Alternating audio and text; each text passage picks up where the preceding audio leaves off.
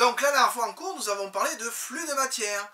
Oui, oui, souvenez-vous, le cours d'avant c'était le flux d'énergie, comme celui qui est derrière moi, le flux solaire, qui permet, grâce à son arrivée sur Terre, de produire aussi bien les mouvements dans l'atmosphère que dans l'hydrosphère, mais aussi de fabriquer de la matière par les êtres vivants, les producteurs primaires, à partir de cette énergie solaire.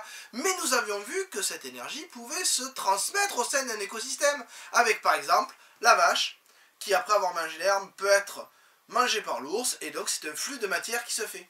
Ce flux de matière, nous avions vu, chose très importante, qu'il est lié à la croissance. Et oui, vous l'avez vu depuis la classe de 6e, on vous le rabâche, les êtres vivants produisent leur matière, ce qui permet leur croissance. C'est ce qu'on voit dans la petite vidéo qui suit.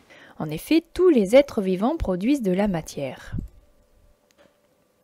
Par exemple, une plante. On voit ici la croissance d'une plante.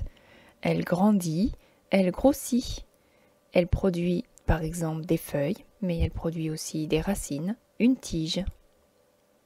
La croissance correspond donc à l'augmentation de la masse ou de la taille d'un être vivant. L'être humain, évidemment, grandit et grossit, c'est ça aussi sa croissance. Il va fabriquer au cours de cette croissance des organes qui eux aussi vont grandir, par exemple le cœur ou les poumons. Ici, nous avons l'exemple du squelette.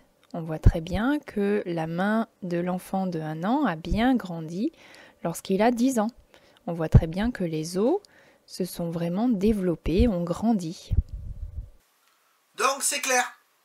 Les animaux produisent de la matière à partir d'autres matières organiques et de matières minérales, comme par exemple l'eau, alors que les végétaux, eux, vont utiliser de la matière minérale et l'énergie solaire, belles images de NASA, pour fabriquer de la matière organique. Oui, puisque la matière fabriquée pour les organes, c'est ce qu'on appelle de la matière organique ou matière vivante. Alors vous notez à la suite du cours,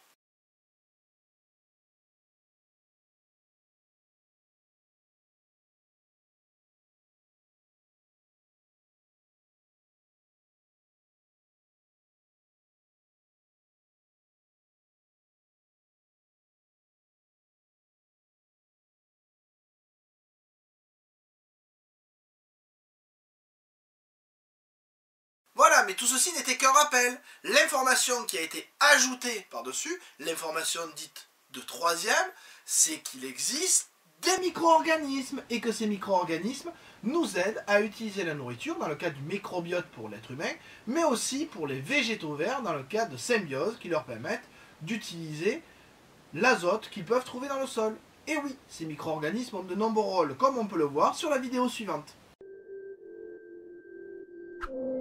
100 000 milliards de bactéries, le microbiote, peuple nos intestins.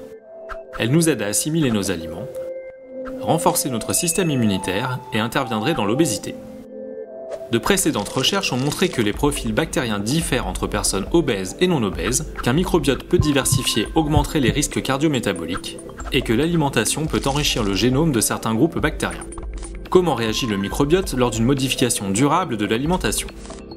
Karine Clément a lancé une étude clinique dans laquelle 50 volontaires obèses ou en surpoids ont suivi un régime restrictif et des conseils diététiques pendant 6 semaines, plus 6 semaines de stabilisation de leur poids.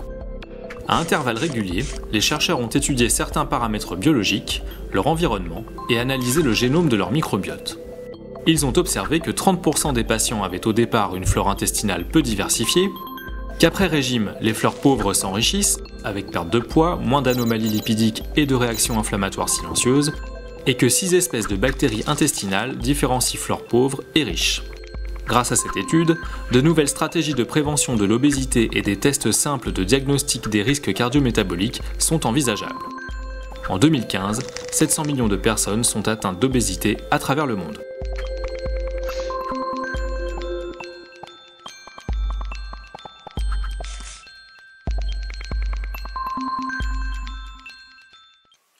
Donc j'espère que les choses sont claires. S'il y a bien ces micro-organismes, c'est qu'ils ont un rôle très important à jouer dans les écosystèmes pour permettre le flux d'énergie et de matière au sein des écosystèmes et entre les êtres vivants et leur environnement.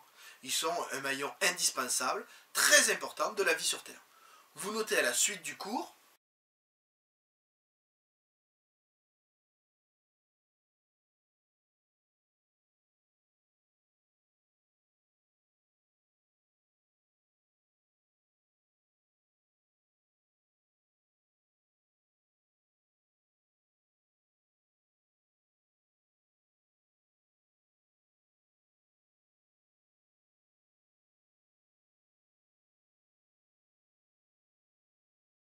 Voilà donc pour la fin de cette leçon, et même de ce chapitre. Nous avons étudié la Terre, ses différentes couches, comment elles pouvaient interagir les unes avec les autres, puis nous sommes intéressés à la biosphère, et nous avons vu que cette biosphère pouvait être très variée, et que, notamment, ce qu'on ne pouvait pas soupçonner, l'importance des micro-organismes.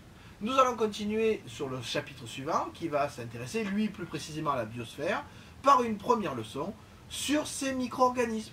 Souvent, pour nous, micro-organismes, microbes, maladies, nous verrons donc des choses de façon plus précise, aussi bien les micro-organismes que comment notre corps peut réagir aux maladies. Mais ça, c'est ce que nous verrons la prochaine fois. Sur ce, je vous dis à bientôt.